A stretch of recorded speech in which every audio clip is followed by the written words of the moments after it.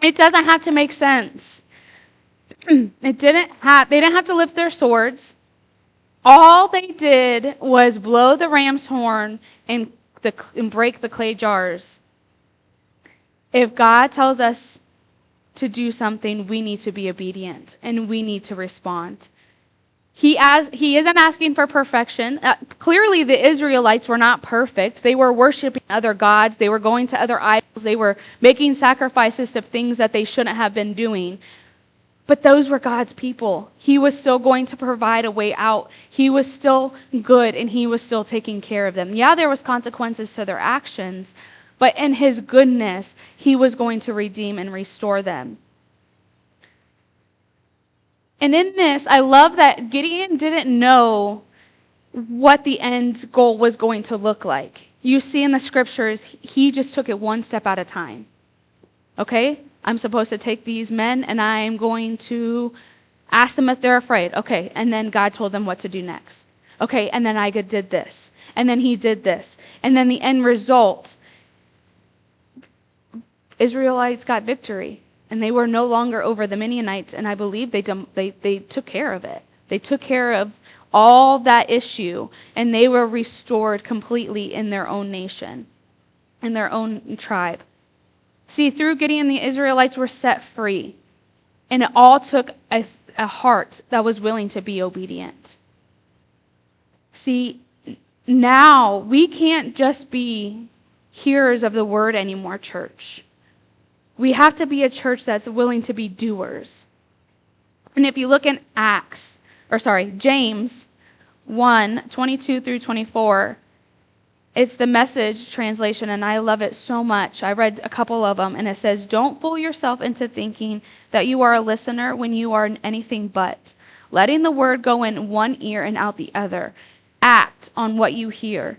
Those who hear and don't act are like those who glance in a mirror, walk away, and 2 minutes later have no idea who they are and what they look like." Don't forget your identity. Don't forget what God's called you to do. Don't look in the mirror and being like, okay, yeah, I'm this, I'm this, I'm this. And then you walk away, you come to church and you're like, I am who you say I am all these things. You walk out the doors and you be like, oh, I'm just, I did do this one time in my past, or I should have prayed for someone when God was putting it on my heart, but I didn't. But I don't have all the money in the world to fix the church's problem, so it doesn't really matter. Or I love to serve, but I'd rather go to brunch after church, or I'd rather do these things. And there's things that God is telling us each as individuals, but then also corporately. And I remember when we were selling the church property, and do you remember when we had that big sign?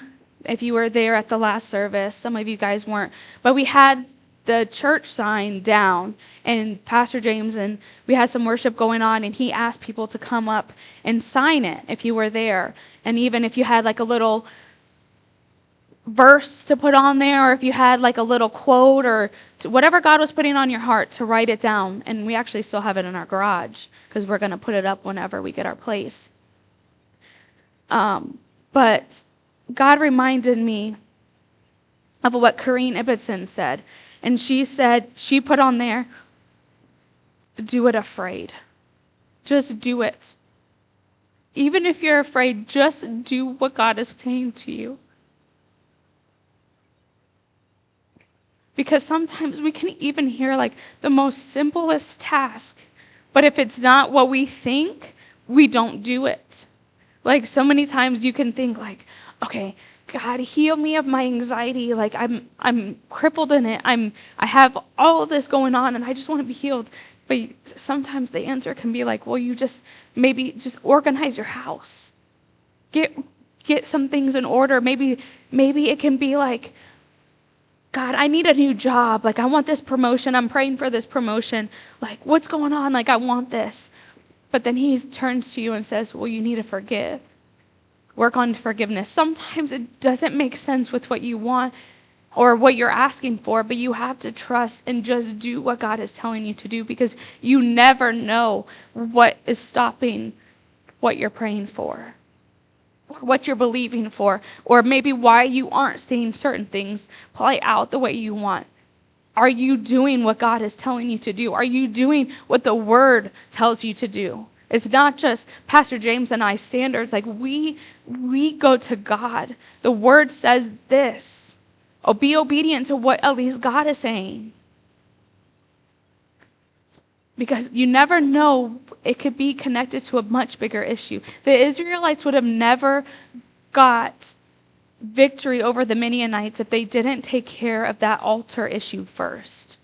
They needed to worship that one true God. And sometimes, like I said, it just takes a proper alignment.